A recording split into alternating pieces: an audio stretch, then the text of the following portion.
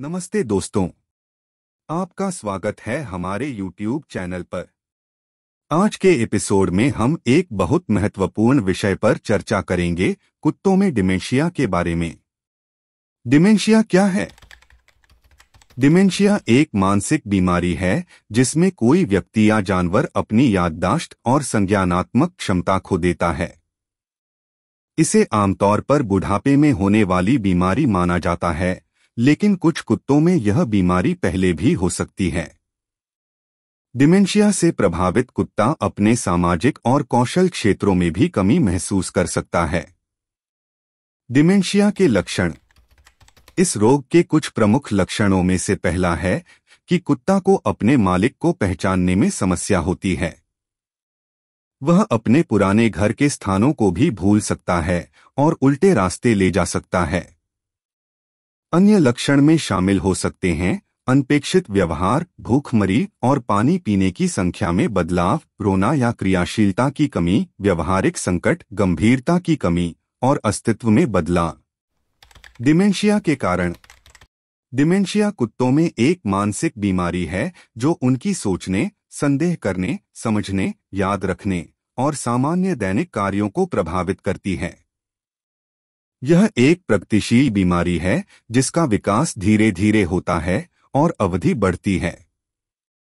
कुत्तों में डिमेंशिया के कारण कई प्रकार की शामिल हो सकती हैं, जिनमें से कुछ निम्नलिखित हैं। 1. आयु। वृद्धावस्था के साथ अधिकांश कुत्तों में डिमेंशिया की संभावना बढ़ती है। बढ़ती आयु के साथ कुत्ते के मस्तिष्क में रासायनिक परिवर्तन होते हैं जो संज्ञानशीलता और संग्रह क्षमता को प्रभावित करते हैं। 2. आनुवंशिक प्रवृत्ति। कुछ ब्रीड्स में डिमेंशिया की आंशिक आनुवंशिक प्रवृत्ति हो सकती है। उदाहरण के लिए Labrador retriever, poodle, cocker spaniel और बीगल जैसी कुछ ब्रीड्स को डिमेंशिया के विकास का जोखिम होता है।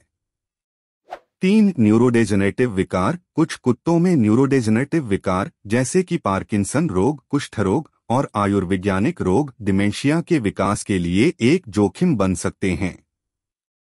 ये विकार कुत्ते के मस्तिष्क के संरचनात्मक और कार्यात्मक क्षेत्रों को प्रभावित करते हैं और उनमें संकुचन और क्षय हो सकता है।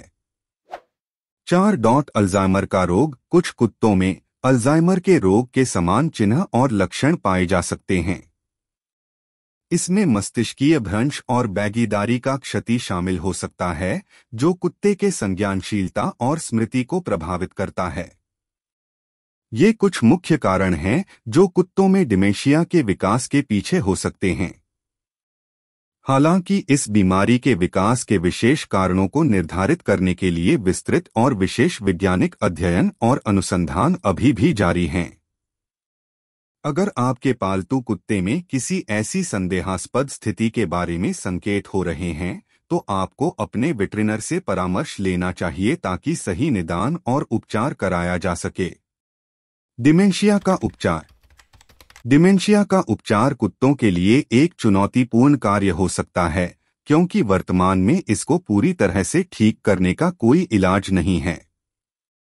हालांकि कुछ सामान्य उपाय और चिकित्सात्मक निर्देश द्वारा आप अपने कुत्ते की डिमेंशिया से संबंधित समस्याओं को कम कर सकते हैं और उनकी जीवन गुणवत्ता में सुधार कर सकते हैं। 1. देखभाल और सुरक्षा। कुत्ते की डिमेंशिया के मामले में उचित देखभाल और सुरक्षा बहुत महत्वपूर्ण होती हैं।